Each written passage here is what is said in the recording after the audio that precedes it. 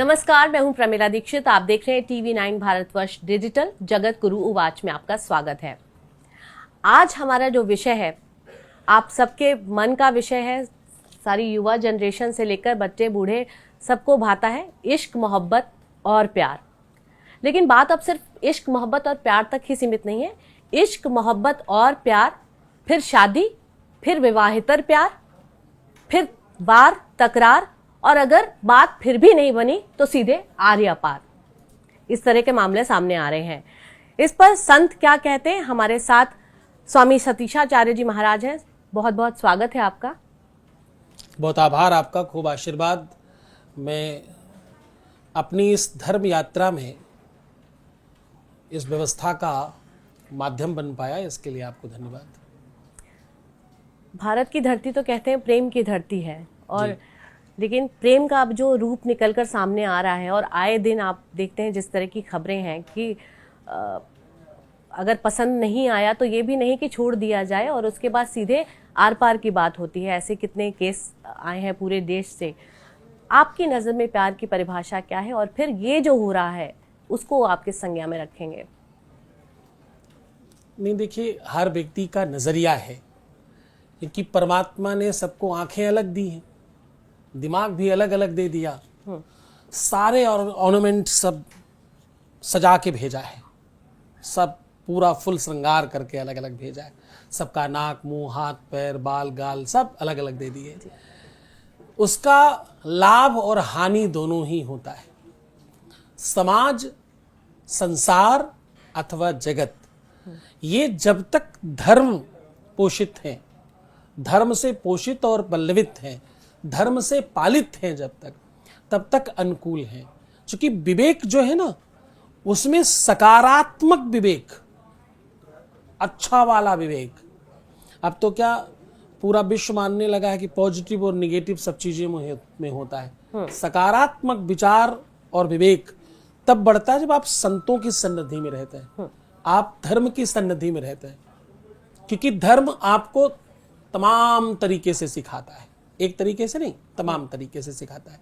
धर्म आपको कथाओं के माध्यम से, भजन के माध्यम से, सत्संग के माध्यम से और आपके आचरणों के आधार पर आपको सिखाता है। आप जो सीखते हो उसी का आप अनुकरण करते हो और वैसे आप व्यवहार करते हो। आज क्या हो रहा है?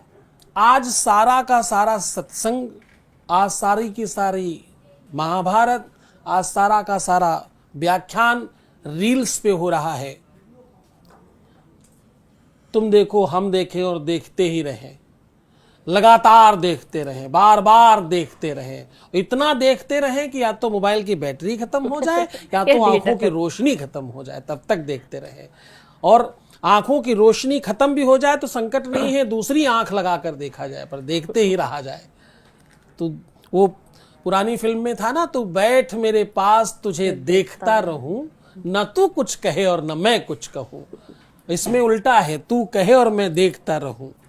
तो वो जो आप ग्रहण कर रहे हैं, इनहेल कर रहे हैं, जो भी मटेरियल आप इनहेल करते हो उसका आपके ऊपर प्रभाव आता है, आपके व्यक्तित्व पे उसका प्रभाव आता है। आपने कोई रोने वाली चीज देखी तो क्या होगा? रोना आएगा, तकलीफ होगी। नहीं आंसू आए पर अंदर तकलीफ तो हो जाती है। अच्छा एक्टर हो तो आंसू निकाल भी देता है। कोई रोष वाली बात आए, क्रोध वाली बात आए, कोई देशभक्ति पर बातचीत आ जाए तो गर्म भी हो जाते हैं हम सब। जैसी चीज देखें, कामातुर होने वाली चीजें भी देखें तो कामातुर भी हो जाते हैं। कुछ ही देखो, हंसने की चीज देखो तो हंसी भी आ जाती, निकल जाती है। जो देखते हैं उसका अगर इतना इंपैक्ट तत्काल पड़ता है तो वो बार बार देखने पे कितना प्रभाव पड़ता होगा आपके विचारों पे, आपके स्वभाव में, आपके नेचर में उसका इंपैक्ट आता है। क्योंकि कंस्ट्रक्शन है ना, इसी से कंस्ट्रक्शन होता है। जो देखोगे, जो सुनोगे, जो खाओगे, जो पियोगे, कंस्ट्रक्शन इसी से तो होता है। आप खाते समय भी उसी को देख रहे हो, सोते समय भी लेटे लेटे आप वही देख रहे हो, रास्ते चलते चलते उसी को देख रहे हो। एक बार मैंने सड़क पर देखा, कोई उसमें देखते देखते देखते जा रहा था, किसी से लड़ गया। फिर मैंने एक रील में ही देखा, वो रील ही रील बना रही थी कि कोई देखते देखते देखते नाले में घुस गया। रील में ही रील की कहानी है। तो वो इतना बड़ा व्यापक संसार हो गया है जिसमें हम सिर्फ और सिर्फ गलत चीजों को, नकारात्मक मटेरियल को इनहेल कर रहे हैं। उसका अरेंजमेंट है, उसका प्रभाव है। बोया पेड़ बबूल का तो आम कहां से होगा? जो बोया जा रहा है उसका प्रतिफल दिख रहा है। आप, मुझे अक्सर लोग पूछते हैं रील देखने में दोष क्या है? कोई दोष नहीं है। कम कपड़े पहनने में दोष क्या है? कोई दोष नहीं है। पश्चिमी सभ्यता को अपनाने में क्या दोष है? कोई दोष नहीं है। तो दोष कहां है? दोष इनके प्रभाव में है। इनके प्रभाव में दोष है। क्या दोष है? पश्चिम में जो हो रहा था आपने करना शुरू किया, तो पश्चिम में जो हो रहा है उसे स्वीकार भी कर लीजिए। वहां अगर सास दामाद के साथ भाग जाए तो कोई अति संयोक्ति नहीं होती, आप स्वीकार कर लीजिए। वहां ये हो रहा है। वहां अगर बुआ भतीजे के साथ चली जाए तो अति संयोक्ति नहीं होती, वहां सामान्य बात है। जो कुछ यहां आपको, किसी की प्रेमिका, किसी की पत्नी किसी को मार दे, कोई अति संयोक्ति वहां नहीं है पश्चिम में। स्वीकार करिए। आपने जो चाहा है, जो इनहेल किया है, जिसको स्वीकार करते जा रहे हैं, जिसको सोचकर आप अभिमानी होते जा रहे हैं, उसके लक्षणों को भी स्वीकार कीजिए, गुणधर्म को भी स्वीकार कीजिए। आप जो भी खा रहे हैं उसको, चाहे मुंह से खा रहे हैं, चाहे कान से खा रहे हैं, चाहे आंखों से खा रहे हैं, और चाहे रोम छिद्रों से खा रहे हैं। बाहर का मौसम खराब हो जाए, बाहर प्रदूषण हो जाए, तो आप रोम छिद्रों से भी खाते हैं ना, तभी उसका इंपैक्ट आता है। जिस भी इंद्री से खा रहे हैं उसका प्रभाव पड़ेगा पड़ेगा पड़ेगा पड़ेगा। उसी बात की चिंता है, बाकी कोई चिंता किसी भी बात की नहीं। क्यों? क्योंकि वेद कहता है अवश्यमेव भोक्तव्यम कृतकर्म शुभाशुभम। जो करोगे उसका फल भोगना ही पड़ेगा पड़ेगा पड़ेगा। इतना ही संकट है। पर हमारे साथ ये युवा साथी हैं, हमारे भी विद्यार्थी हैं सब, जो आपने कहा उसको सुन के काफी भयभीत ना हो जाए, प्रेम को ये माने, इसके लिए सवाल इनके ले लेते हैं। प्रेम के विषय में जो भी आप पूछना चाहते हैं, या आप जो भी आपका सवाल है।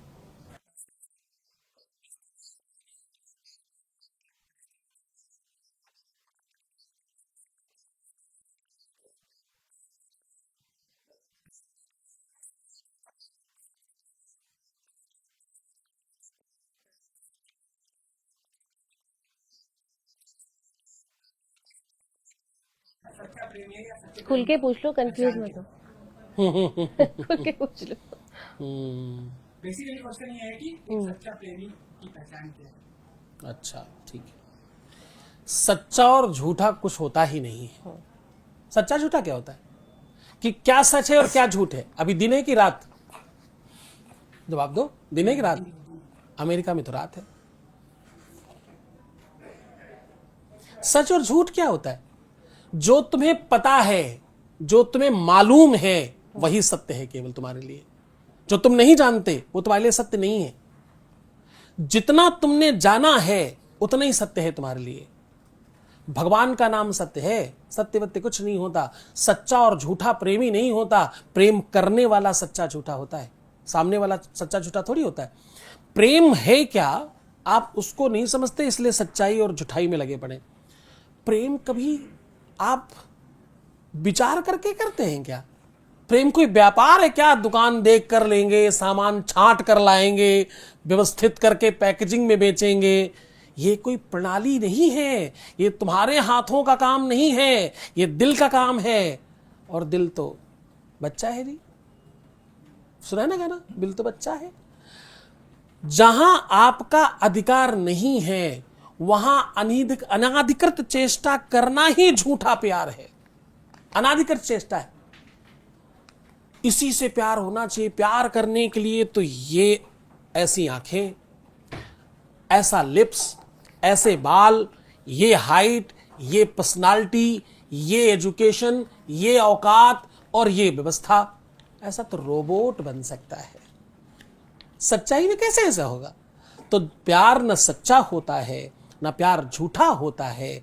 कभी भगवान गलत नहीं होता, सदैव भक्त गलत होता है। प्यार करने वाला गलत होता है। तुम झूठे इसलिए तुम्हें झूठा दिख रहा है।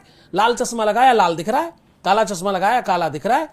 सामने वाला जैसा था वैसा ही है, तुमने उसको वैसा ही देखकर प्यार किया था। झूठा सच्चा क्या होता है? काला, नीला, पीला, बैंगनी, बसंती, छोटा, मोटा, पतला, लंबा, चौड़ा, जो जैसा था वैसा ही है भैया। तुम्हारी आंखें पथरा गई हैं, तुम्हारा नजरिया बदल गया है। तुमने स्वाद की तरह, कल जलेबी पे प्रेम था, आज इमरती पे प्रेम है, कल रबड़ी पे प्रेम था, आज आपको रसगुल्ले पे प्रेम है। ये उस रील का प्रभाव है। रील लाइफ और रियल लाइफ में बड़ा डिफरेंस है। उस डिफरेंस को समझना ही सच्चा प्यार है। तो गुरुजी, बात ये जो आप बोल रहे हैं ब्रेड रसगुल्ले से काफ़ी आगे बढ़ गई है। ये यंग जनरेशन आजकल अलग अलग टर्म यूज़ करती है, जिसमें आपकी सिचुएशनशिप भी है, उसमें नैनोशिप है, डिल्यूशनशिप है, फ्लर्ट्रेशन। आप लोग बेहतर बता पाएंगे क्या क्या होता है किसी को पता क्या क्या है? आजकल का समाज बदलता हुआ समाज है, जिसमें प्रेम कम और शिप्स ज़्यादा हैं। सिचुएशनशिप, नैनोशिप, डिल्यूजनशिप और रिलेशनशिप तो हम सभी ने सुन रखा है। तो मेरा सवाल स्वामी जी आपसे ये है कि आज के समाज में हम ये देखते हैं कि 18-18 साल पुराने विवाह, 10-10 साल पुराने विवाह चुटकियों में समाप्त हो जाते हैं। बट हमने तो जूलियट रोमियो एंड जूलियट से ये पढ़ा है कि प्रेम तो कभी ख़त्म नहीं होता, प्रेम का तो अंत नहीं होता। तो इस पे आपके क्या विचार हैं? हमारा विचार ये है कि तुमने पढ़ा ही गलत है। रोमियो और जूलियट जैसा कुछ होता ही नहीं है।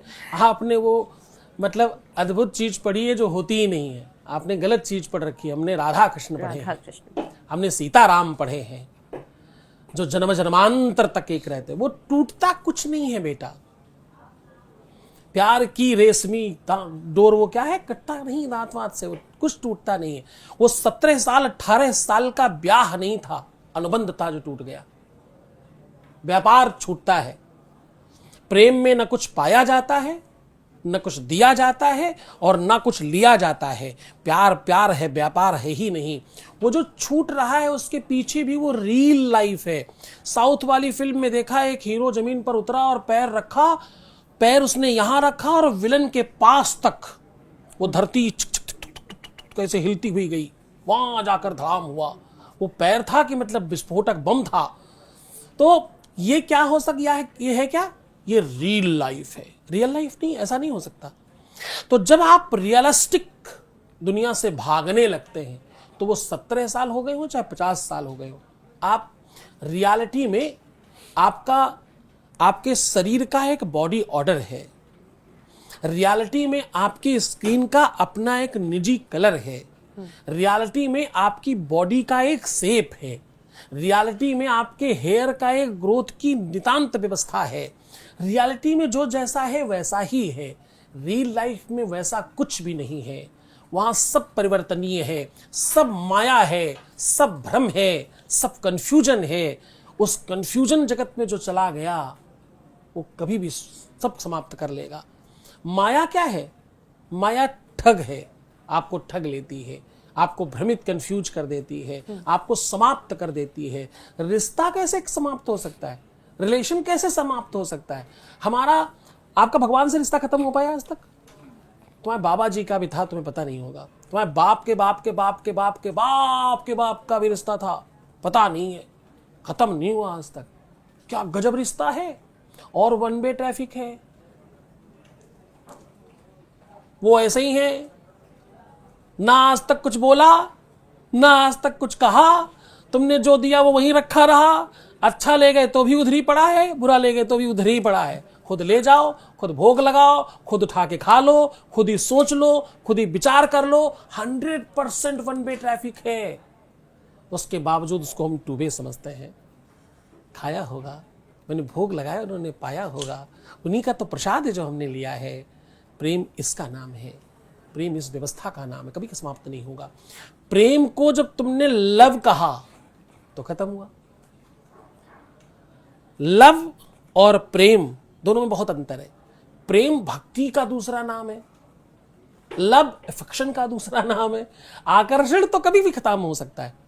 कोई चीज बड़ी सुंदर लग रही है, अभी आपने रोटी बनाई, बिल्कुल गर्मा गर्म फूल कर तैयार है, थोड़ी देर बाद और थोड़ी देर बाद और थोड़ी देर बाद सुबह तक ठंडी बेकार बासी हो गई, और रुकोगे तो सड़ जाएगी। जो बहुत आकर्षित करता है वो समाप्त हो सकता है। प्रेम शाश्वत है, खत्म नहीं होता, बढ़ता है रोज का रोज, और बढ़ता है और बढ़ता है। इसका थाह क्या है? बोले कोई थाह नहीं है, कोई इसका मापदंड नहीं है, कभी समाप्त नहीं हो सकता। केवल रिफ्लेक्शन, केवल आकर्षण, केवल आपका भ्रम, केवल आपका कंफ्यूजन समाप्त हो सकता है। वो चाहे 18 साल में समाप्त हो और चाहे 20 साल में समाप्त हो। दोनों में से कोई एक आदमी को चेक करके देखिएगा नजदीक से, उसके जीवन में रियल लाइफ ने प्रवेश कर लिया होगा, अन्यथा खत्म नहीं होगा। हमारे यहाँ तो भला है बुरा है जैसा भी है, मेरा पति मेरा देवता है, अच्छी है बुरी है जैसी भी है, मेरी पत्नी मेरी महालक्ष्मी है। तो यहाँ तो दोनों तरफ से आग बराबर लगी पड़ी है। एक लड़की ने दूसरी लड़की से पूछा, प्यार क्या है, प्रेम को कहते क्या है? और ये कैसा प्रेम है भाई जो तुम मुहावरे बोलती हो कि समा और परवाना प्रेम का सबसे बड़ा उदाहरण है। समा परवाना समझते हो तुम लोग? अच्छा, दिया और उसमें जल जाने वाला एक पतंगा, उसको समा परवाना कहते हैं। बोले ये कैसा प्यार है? दिए के पास जाकर के वो पतंगा, वो जीव बेचारा जाकर जलकर रख राख हो जाता, मर जाता है, अपने प्राण दे देता है। ये कैसा प्यार है? इसको प्यार कहती हो? कोई किसी को जला रहा है, मार रहा है, ये कैसा प्यार है? बोले यही प्यार है, दोनों तरफ प्यार है। बोले नहीं, ये तो एक तरफा है, केवल पतंगा कर रहा है। दिया क्या प्यार कर रहा है? एक जल रहा है, एक जला रहा है। बोले नहीं सखी, पतंग जलता है लेकिन सखी पतंगा जलता है, माना मैंने। सखी पतंग जलता है लेकिन संग संग दीपक जलता है, और दोनों ओर प्रेम पलता है। दोनों जल रहे, एक थोड़ी कोई जल रहा है, दोनों ही जल रहे हैं। वो अपने में समाने की कोशिश करते हैं एक दूसरे को, दोनों जलाकर अपने को राख कर रहे हैं। पतंगा अपना जीवन जला रहा है, बत्ती अपने जीवन रूपी, दीपक अपने जीवन रूपी बत्ती को जला रहा है। दोनों तरफ आग लगी पड़ी है, वो कभी समाप्त नहीं होगा, सदैव जलता रहेगा। ये तो नए ज़माने के टर्म्स हो गई कि घोस्ट शिप और ये सब, इसके लिए आपने बताया कि क्योंकि वो सही दिशा में नहीं जा रहे हैं। लेकिन गुरुजी अब हम ये देखते हैं, पहले तो जहाँ सिर्फ समस्या ये थी कि प्रेम विवाह और विजातीय विवाह या अरेंज मैरिज की दिक्कत, अब एक नई टर्म चली, लॉन्ग डिस्टेंस मैरिजेस होती हैं, जिसमें पति पत्नी इस तरह की व्यवस्था कर लेते हैं जो अपनी अपनी नौकरी के हिसाब से, कोई एक शहर बसा है, कोई दूसरे शहर बसा है, और उसी व्यवस्था में वो आगे जीवन काटते हैं। ये एक जो बड़ा परिवर्तन आ रहा है, लॉन्ग डिस्टेंस मैरिजेस हो रही हैं, उसके लिए क्या कहेंगे? देखिए, प्रेम जो है ना, प्रेम सदैव फील करने की वस्तु है। प्रेम परंपरा है फीलिंग की, प्रेम पाने की परंपरा है ही नहीं। ये वो व्यवस्था है जिसमें आप सानंदित होते हो, आप अपने मर्जी के मालिक होते हो, आप उस संसार में भ्रमण कर रहे हो जिस संसार में सब आपका रचा हुआ, सब आपका बनाया हुआ है। लॉन्ग डिस्टेंस रिलेशंस में सबसे ज्यादा अच्छी चीज ही यही है कि वो दूर दूर हैं एक दूसरे से।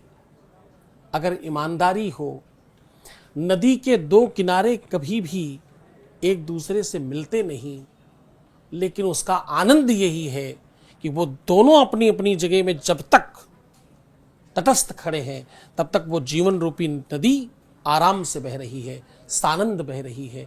जिस दिन दोनों किनारे मिलने की कोशिश करते हैं उस दिन नदी में बाढ़ आ जाती है और वो जीवन रूपी नैया लड़खड़ाने लगती है, खराब हो जाती है। प्रेम दूर होना, उद्धव ने कृष्ण से यही प्रश्न किया कि तुम कैसे अच्छे इंसान हो, तुमको लोग भगवान कहते हैं, मैं तो तुम्हें कुछ भी नहीं समझ पा रहा हूं।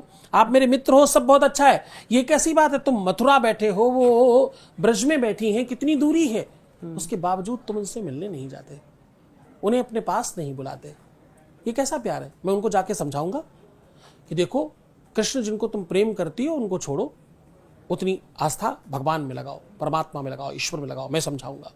और ये कौन कह रहा है? ये वो कह रहा है कि जो दुनिया का सबसे बड़ा ज्ञानी का पुत्र है, भगवान बृहस्पति के पुत्र हैं। भगवान बृहस्पति कौन है? वो है देवताओं के गुरुजी, मतलब जिनका सबसे अच्छा विवेक होगा उनके भी गुरुजी हैं बृहस्पति जी, उनके पुत्र हैं उद्धव जी। वो समझाने गए कि मैं समझाने जा रहा हूं। वहां जब समझाने गए तो उन्होंने देखा कि गोपिकाएं एक भंवरे से बात कर रही हैं।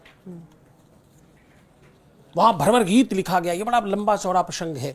उस भंवरे से क्या कह रही हैं, एक दूसरे से बात करते कहती ये देखो काला है, ये उसी के जैसा काला है, जैसा वो काला है वैसा ये काला है। वो तो यही तो समझाने आए थे कि वो भगवान है, वो परब्रह्म है, उनमें ध्यान लगाओ, वो जन्म जन्मांतर से कभी राम बने, कभी कृष्ण बने, कभी बावन बने, कभी बलि बनेगा। दुनिया भर की बातें समझाने तो आए थे। बलि को उन्होंने मोक्ष दिया, उन्होंने रावण को मोक्ष दिया, वो जन्म जन्मांतर के 24 अवतारी हैं, ये यही समझाने आए थे। और वही वो भंवरे से बात कर रही हैं, एक दूसरे से बातचीत करते हुए कह रही हैं कि सखी देखो देखो ये उनके जैसा है, बिल्कुल वैसा दिखता है। तो दूसरी कहती उनके जैसा दिखता नहीं, उनके ही जैसा कपटी भी है। एक कली से दूसरी कली, दूसरी कली से तीसरी कली, चौथी कहती ये जन्म जन्मांतर का कपटी है। पहले इसने राम बन करके बलि को मार दिया, बाली की क्या गलती थी, बाली की का क्या अपराध था, छुप करके मार दिया उसको। दूसरी कहती नहीं नहीं इतना ही नहीं, एक राजा बलि थे, उनको तो पूरा 3 पग धरती नापने में उनको भी नाप लिया, ये उनको भी छल कर आया है। अब उद्धव ये विचार कर रहे हैं कि मैं जिसको समझाने आया था कि भगवान तो सब जानती है, फिर भी प्रेम कर रही, अब मैं क्या समझाऊं, अब मेरे पास क्या बचा बताने को।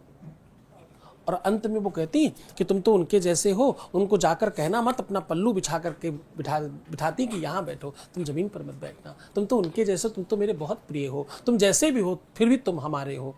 प्रेम का वास्तविक अर्थ क्या है? जब आपको मिलना भी छोटा लगने लगे। मिलन बहुत सामान्य है, मिलन बहुत क्षणिक है, उसकी एक सीमा है, लेकिन प्रेम बहुत गहरा है, इसकी कोई सीमा नहीं। इस आनंद में आप जीवन पर्यंत, एक जीवन कम पड़ सकता है इस फीलिंग में। मिलन के लिए तो कितना ही आप समय, सब पर्याप्त है। आधा घंटा भी बहुत है मिलन के लिए। मिले, बातचीत किया, तुम कैसे, हम कैसे, तुम क्या खाए, हम क्या खाए, थोड़ी देर बाद समाप्त हो जाएंगी सारी बातें, कल भी यही पूछना पड़ेगा। लेकिन प्रेम में अनंत है, कोई अंत नहीं है इसमें, आप डूब सकते हैं, आप वर्षों तक इसमें रह सकते हैं। तो मुझे लगता है कि वो जो लॉन्ग डिस्टेंस रिलेशंस में दिक्कतें आ रही हैं, उसके पीछे बड़ा कारण ये है कि वो एक दूसरे के साथ बंधे नहीं हैं, ईमानदार नहीं है, एक दूसरे को समझ नहीं पाए। केवल विवाह तो कर लिया, ब्याह करना महत्वपूर्ण नहीं है, वो अपनी केवल शारीरिक आवश्यकताओं के वशीभूत होकर के भटक गए, इसलिए संकट आता है। वो आवश्यकताएं आपको लगती तब है, आप युवा बैठे इनको सबको पूछो, किसी भी चीज की आवश्यकता आपको लगती तब है जब आप अवकाश में होते हैं, जब आप फ्री होते हैं। आपको दिन भर काम हो, खाने की याद आती है, पता नहीं चलता कब दोपहर हो गई, कब शाम हो गई। किसी भी शारीरिक आवश्यकता की आपूर्ति की आवश्यकता तब लगती है जब आप फ्री होते हैं। हर फ्री आदमी के पास संकट है, जो व्यस्त है किसी के ख्यालों में ही सही, उसके पास कोई संकट नहीं। विवाहेतर संबंधों में क्या कहेंगे? क्योंकि उसमें अब आपने कहा व्यस्त है, तो पत्नी व्यस्त है लेकिन पति खाली है, तो ऐसे कई बार ऐसे होता है कि बच्चों में लग गए या ऐसा है। विवाहेतर संबंधों के बारे में आपका क्या है, क्या ये सही है, गलत है? और नहीं, ब्याह के बाद मुझे लगता है कि जो अभी की परंपरा आई एकाकी जीवन की, personal space, personal message, personal mobile, personal passcode, ये जितना पर्सनल है, बस यही दुनिया का सबसे बड़ा संकट है। खुली किताब आनंद है और पर्सनलाइज्ड चीजें संकट है, दिक्कत है, इसी में सारी तकलीफ है। वो विवाहोत्तर हो यानी विवाह के बाद अथवा पूर्व, पहले अथवा बाद में, दोनों तरफ संकट सिर्फ पर्सनल में है। पर्सनल क्या होता है? क्या छुपाना क्या है? क्या चीज है जो छुपाई जा रही है? जो छुपाई जा रही है वो कहीं ना कहीं गलत है, या आपको भी पता, तभी तो आप छुपा रहे हो। आप क्यों छुपाओगे, मेरा मुझे बताइए। अगर आपको ये नहीं लगता कि कुछ गलत है तो आप कैसे छुपाएंगे और क्यों छुपाएंगे? जो छुपाया जा रहा है इसका मतलब दिखाने योग्य नहीं है, तभी छुपाया जा रहा है। या तो उसमें मर्यादा है और या तो उसमें पर्सनलाइज्ड रिलेशनशिप व्यवस्था है। मर्यादा है, आप जीवंत हैं, और अगर उसमें चोरी है तो रिश्तों में चोरी है तो तकलीफ आएगी ना। चोरी किस बात की? रिश्तों में चोरी कैसे करेंगे? अगर दो जिस्म एक जान है तो चोरी कैसी? आपने अपने बाएं हाथ से दाहिने हाथ से चुराया है क्या कुछ? दाहिने हाथ से बाएं हाथ से छुपा के कोई चीज चुरा सकते हो क्या? उसको पता है सब कुछ भी चुरा लो इस तरह से। आप दाएं हाथ से उठाओ चाहे बाएं हाथ से उठाओ, दोनों एक ही बात है, सब मुंह में ही जाना है। जो आप उठा के खाएंगे, चाहे राइट से खाएं चाहे लेफ्ट से खाएं, खाएंगे आप मुंह से ही। तो चोरी रिश्तों में कहीं ना कहीं आपको कमजोर करती है और रिश्तों को समाप्त कर देती है। चोरी करना पहले दिन सुनिश्चित हो जाता कि ये महल गिरेगा, क्योंकि इसमें नींव नहीं भरी गई। नमस्कार गुरुजी, मेरा ये सवाल है कि आपने अभी कहा कि प्रेम अपने आप होता है, वो दिलों का मिलन होता है, उसे थोपा नहीं जाता। तो मैं ये सवाल पूछना चाहता हूँ आपसे कि आजकल बहुत प्रेमी प्रेमिका ऐसे भी हैं जो समाज के बंधन अपनी मर्यादाओं की वजह से बंधे हुए हैं, लेकिन एक दूसरे से काफ़ी प्रेम करते हैं, परंतु वो अपना प्रेम उसकी मर्यादा सामाजिक बंधनों की वजह से जाहिर नहीं कर पाते। तो इस पे आपका क्या कहना है? प्रेम बहुत नितांत अपनी चीज है। समाज में जाहिर करने की भावना प्रेम को दूषित करती है। ये बिल्कुल वैसा है जैसे बहुत सारे दूध में थोड़ा सा नींबू डाल देना। आप किस किस को ये बताते घूमते हो कि आपके पास कितने पैसे रखे हैं? आप किस किस को ये बताते घूमते हो कि आपके पास ज्वेलरी कितनी रखी है? आप किस किस को ये बताते घूमते हैं कि आपने अपने फ्यूचर के लिए कहाँ कहाँ क्या क्या सेफ रखा है, क्या क्या आपने छुपा के रखा हुआ है, कितने पैसे आपने किसी को नहीं बताए, वो किस किस को आप बताएंगे? कुछ चीजें आपके अपने लिए होती हैं। गुरुजी शायद वो उसकी परिणति प्रेम विवाह में ना हो, उसके लिए शायद पूछना चाह रहे हैं। मैं वहीं आ रहा हूँ। हाँ। मुझे वो बात समझ आई कि आप जिस चीज को अपने लिए रखे हैं उसको दूसरे के लिए क्यों रखना है? ब्याह पता क्या है? ब्याह सामाजिक मान्यता मात्र है। आग के चारों तरफ घूम लेना ब्याह है क्या? अगर ऐसा होता तो वो कबूल है वाला शादी कैसे हो रहा होता, और मोमबत्ती वाले शादी कैसे करते बेचारे? तो ब्याह करने की पद्धतियां बहुत अलग अलग हैं, पर प्रेम करने की पद्धति अलग नहीं है, एकदम सिमिलर है, एक ही है।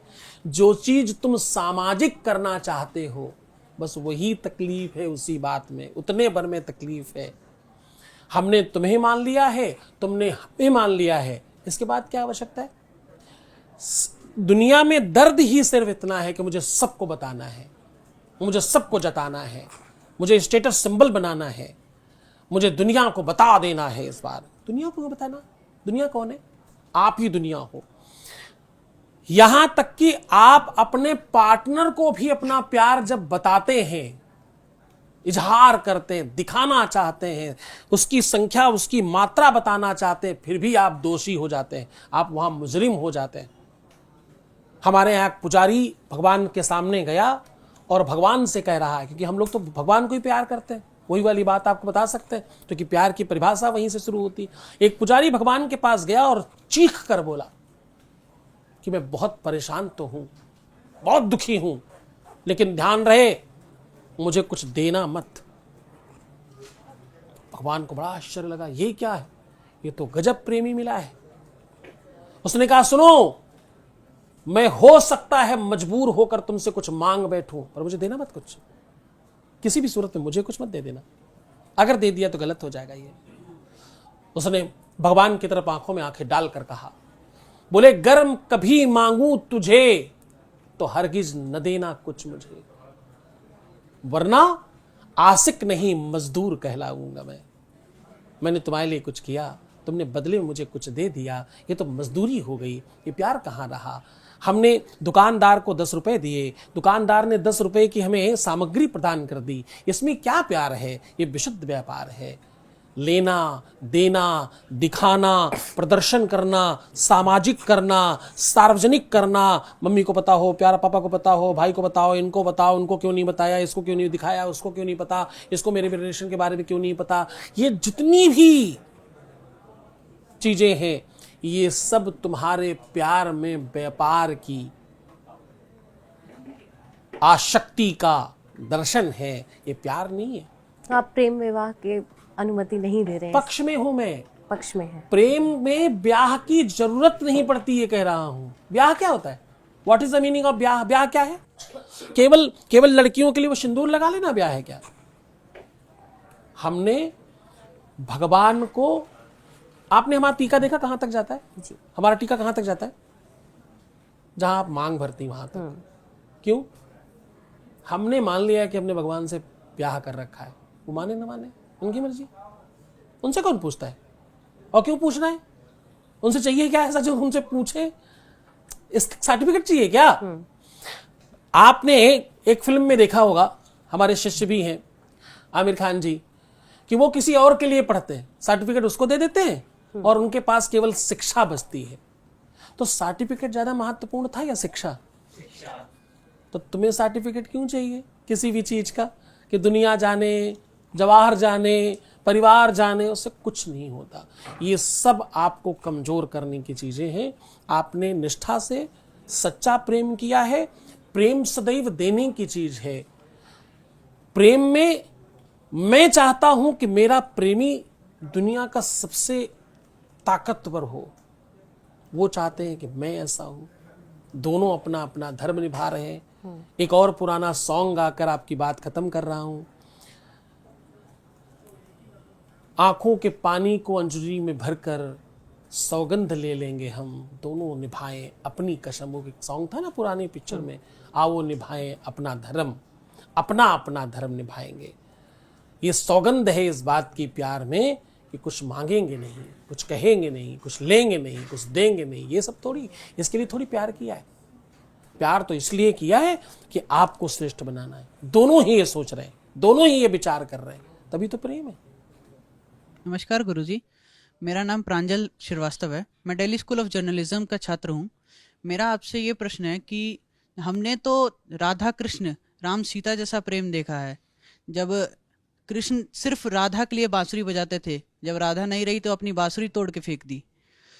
तो और आजकल की युवा पीढ़ी आज इसके साथ, कल किसी और के साथ, और थोड़ा और आगे बढ़े तो विवाह होते ही एक दूसरे को मारने के आतुर रहते हैं, छोड़ के भागने के आतुर रहते हैं। इस पे आपका क्या कहना है? देखो, शरीर जो है वो एक मशीन है। शरीर में परमात्मा ने अलग अलग पुर्जे लगा करके एक मशीन बनाई है। उसमें हाथ लगाए, उसमें पैर लगाए, इसमें आंख लगाई, इसमें हार्ट लगाया, धमनियां लगाई, अलग अलग चीजों को जोड़कर एक मशीन तैयार करी जिसका नाम मनुष्य है।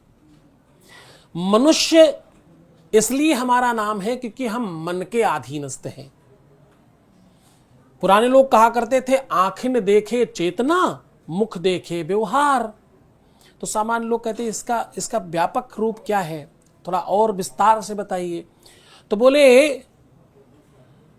मनसो और महीप नहीं, द्रगसो नहीं दीवान, द्रग दीवान जहां उबरे मनता ही हाथ भी कान। बोले, मन जैसा राजा और आंखों जैसा दीवाना कोई नहीं है। आपको अलग अलग तरीके के नशे हैं। किसी को पढ़ने का नशा है, किसी को कुछ बनने का नशा है, किसी को कुछ करने का नशा है, किसी को व्यसनों का नशा है, किसी को बहुत सारे लोगों को देखने का नशा है। प्यार किसी नशे का नाम नहीं है। प्रेम वो पूजा है, वो साधना है। प्यार लोग नहीं जानते। मैं इसीलिए तो कहता हूं, 50 सालों से फिल्मों में गलत तरीके से प्यार को दर्शाया गया, प्यार को वैसा ही बताया गया, तो हमने मान लिया झूठ को 1000 बार सुनने के बाद यही सच है। प्रेम की असली परिभाषा नहीं पता, वो प्यार नहीं है। उसको प्यार कह के भी आप प्यार का अनादर कर रहे हैं। उसको प्यार कैसे कह सकते हो आप भोजन को प्यार कह सकते हो क्या? 10 जगह कोई भोजन कर रहा है। आप वस्त्र बदलने को प्यार कह सकते हो क्या? आप 10 जगह भ्रमण करने को आप प्रेम कह सकते हो क्या? प्रेम किसी को भी नहीं कहा जा सकता। भगवान कण कण में व्याप्त है, पर हर कण भगवान है क्या? भगवान कण कण में व्याप्त है, पर हर कण भगवान है क्या? तो चलेंगे कैसे? काम कैसे करेंगे? सवेरे उठ करके शौच के लिए कैसे जाएंगे? हर कण कण में भगवान मर जाएंगे। प्रेम डेफिनेटली इसी तरह से होता है, लेकिन इस तरह नहीं होता। मैं क्या कह रहा हूं? प्रेम इसी तरह के से दिखता है, प्यार इस तरह का नहीं होता। इसका मतलब क्या हुआ? इसका दूसरा फिर उदाहरण कि बिल्ली अपने बच्चे को दांत से पकड़ती है, पर दांत से नहीं पकड़ती। एक वो दांत से पकड़ते हो काट के खाने के लिए, और एक दांत से वो पकड़ते हो कि बस केवल पकड़ लेना है। आप कभी भी हाथ दोनों फ्री ना हो तो आप दांत से कुछ चीज पकड़ लेते ना, पर वो काटने के लिए नहीं, रोकने के लिए है। तो साहब, परिभाषाएं, शब्द कभी कभी किसी किसी चीज के आगे छोटे पड़ सकते हैं।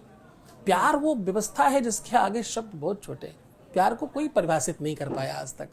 प्यार के लिए गीता लिखी गई, कुरान लिखे गए, बड़े बड़े पुराण लिखे गए, वेद लिखे गए, सब प्यार में ही है, सब प्रेम में है। इस दुनिया में अगर कुछ है चराचर जगत में तो सिर्फ प्यार है।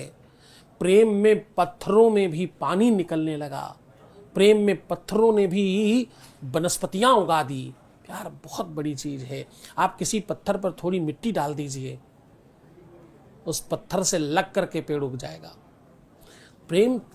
प्रेम वो संसर्ग है, वो अरेंजमेंट है जिसमें भगवान बसता है। तो उसको गलत चीजों के साथ जोड़कर उसकी तो बुराई और अनादर ना करें। लेकिन वो प्यार थोड़ी, वो तो एक बुखार है, वो तो एक खुमार है, वो तो उसका नशा है, उस आदमी की अज्ञानता है, उस व्यक्ति की, उस पुरुष की, उस स्त्री की अज्ञानता है, नॉलेज की कमी है। ठीक है, हर व्यक्ति जीवित है पर वो मृत के समान है। हर व्यक्ति घूम रहा है पर सब मनुष्य ही है क्या? हमारे यहाँ वेदों में कहा गया मनुष्य रूपेण मृगाश्चरन्ति। कुछ लोग मनुष्य के भेष में पशु पक्षियों की तरह घूम रहे हैं। पशु पक्षियों में और मनुष्य में कोई लंबा अंतर थोड़ी है। यही तो अंतर है कि वो समझते हैं, वो नहीं समझते। बहुत बहुत धन्यवाद गुरुजी। और मुझे उम्मीद है कि प्रेम को जिस तरह आपने परिभाषित किया है और जो इस दुनिया में वाकई शाश्वत सत्य के तौर पर जाना चाहता है, अब प्रेम की अपनी अपनी परिभाषाएं, आप अपने हिसाब से किस तरह परिभाषित करते हैं, प्रेम में कितना गहरा जाकर देखते हैं या सिर्फ सतह पर ही विचरण करते हैं, ये आप पर निर्भर करता है। जगत गुरु उवाच में फिलहाल इतना ही। किसी और समस्या के साथ, किसी और प्रश्न के साथ फिर हाजिर होंगे, फिर मुलाकात होगी। नमस्कार, धन्यवाद।